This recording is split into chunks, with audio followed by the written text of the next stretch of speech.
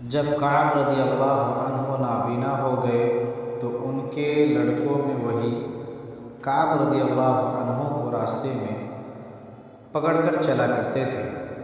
انہوں نے بیان کیا کہ میں نے کعب رضی اللہ عنہ سے ان کے غزوہ تبوک میں شریک نہ ہو سکنے کا واقعہ سنا۔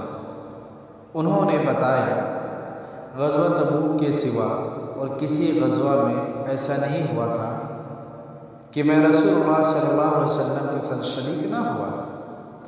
البتہ غزوہ بدر میں بھی شریک نہیں ہوا تھا، لیکن جو لوگ غزوہ بدر میں شریک نہیں ہو سکے تھے ان کے متعلق آپ نے کسی بھی قسم کا ناراضگی کا اظہار نہیں فرمایا تھا، کیونکہ آپ اس موقع پر صرف قریش کے قافلے کی تلاش میں نکلے تھے، لیکن اللہ کے حکم سے کسی پہلی تیاری کے بغیر آپ کے دشمنوں سے ٹکراؤ ہو گئی اور میں لیل قباء میں آپ کی خدمت میں حاضر ہوا تھا۔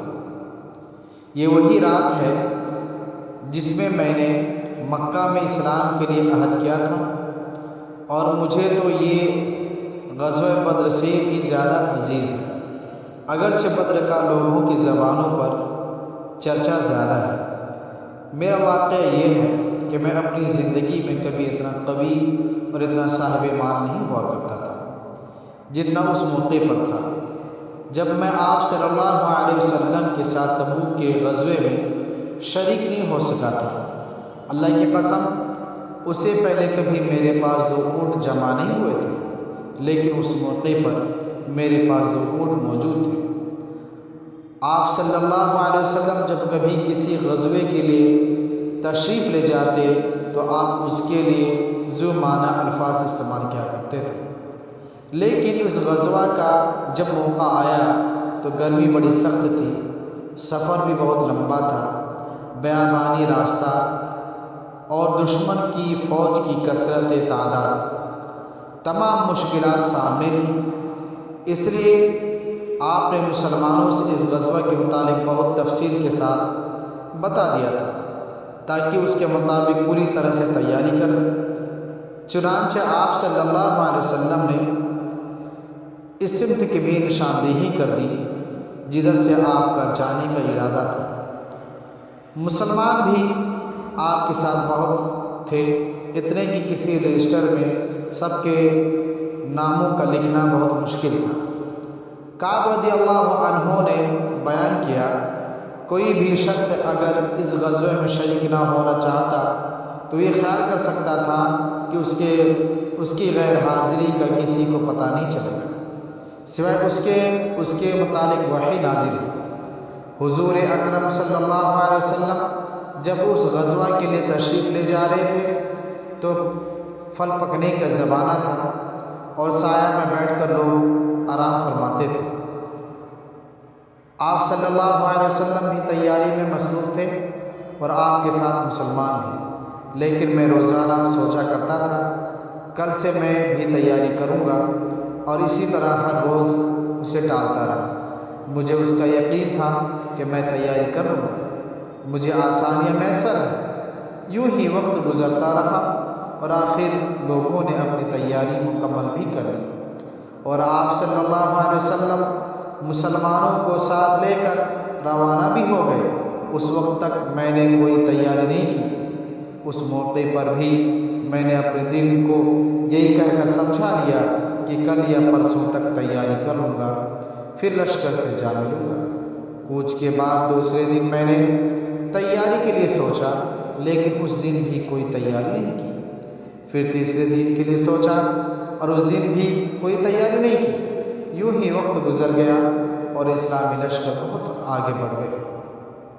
غزوہ میں شرکت میرے لیے بہت دور کی بات ہو گئی، اور میں یوں ہی ارادہ کرتا رہا کہ یہاں سے چل کر انہیں پا لوں گا۔ کاش میں نے ایسا ہی کیا ہوتا، لیکن یہ میرے نصیب میں نہیں تھا۔ حضرت صلی اللہ علیہ وسلم کے تشریف لے جانے کے بعد جب میں باہر نکلتا تو مجھے بڑا رنج ہوتا، کیونکہ یا تو وہ لوگ نظر آتے جن کے چہروں سے نفاق ٹپکتا تھا، یا پھر وہ لوگ جنہیں اللہ تعالیٰ نے معذور اور ضعیف قرار دیا تھا۔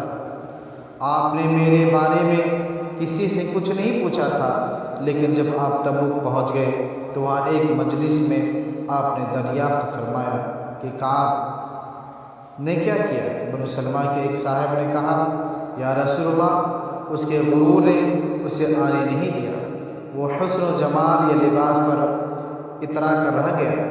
اس پر معاذ بن جبل رضی اللہ عنہ بولے، تم نے بری بات کہی یا رسول اللہ، اللہ کی قسم ہمیں ان کے متعلق خیر کے سوا کچھ معلوم نہیں۔ آپ نے کچھ نہیں فرمایا۔ کعب بن مالک رضی اللہ عنہ نے بیان کیا، جب مجھے معلوم ہوا کہ حضور صلی اللہ علیہ وسلم واپس تشریف لا رہے ہیں تو اب مجھ پر فکر سوار ہوا اور میرا ذہن کوئی ایسا جھوٹا بہانہ تلاش کرنے لگا جس سے میں کل آپ صلی اللہ علیہ وسلم کی خوفزدگی سے بچ سکوں۔ اپنے گھر کے باہر عقل مند آدمی سے اس کے متعلق میں نے مشورہ لیا، لیکن جب مجھے معلوم ہوا کہ آپ مدینہ سے بالکل قریب آ چکے ہیں تو غلط خیالات میرے ذہن سے نکل گئے اور مجھے یقین ہو گیا کہ اس معاملہ میں جھوٹ بول کر میں اپنے آپ کو کس طرح محفوظ نہیں کر سکتا۔ چنانچہ میں نے سچی بات کہنے کا پختہ ارادہ کر لیا۔ صبح کے وقت آپ تشریف لائے۔ جب آپ کسی سفر سے واپس تشریف لاتے تو یہ آپ کی عادت تھی کہ پہلے مسجد میں تشریف لے جاتے اور 2 رکعت نماز پڑھتے، پھر لوگوں کے ساتھ مجلس میں بیٹھتے، اور جب آپ اس عمل سے فارغ ہو چکے ہوتے تو آپ کی خدمت میں لوگ آنے لگے جو غزوہ میں شریک نہیں ہو سکے تھے، اور قسم کھا کھا کر اپنے عذر بیان کرنے لگے۔ ایسے لوگوں کی تعداد 80 کے قریب تھی۔ آپ نے ان کی ظاہر کو قبول فرما لیا، ان سے عہد لیا، ان کے لیے مغفرت کی دعا فرمائی اور ان کے باطن کو اللہ کے سپرد کر دیا۔ اس کے بعد میں حاضر ہوا، میں نے سلام کیا، آپ مسکرائے۔ آپ کی مسکراہٹ میں آپ ناراض تھے۔ آپ نے فرمایا، آؤ۔ میں چند قدم چل کر آپ کے سامنے بیٹھ گیا۔ آپ نے مجھ سے دریافت فرمایا کہ تم غزوہ میں کیوں شریک نہیں ہوئے؟ کیا تم نے کوئی سواری نہیں خریدی تھی؟ میں نے عرض کیا، میرے پاس سواری موجود تھی۔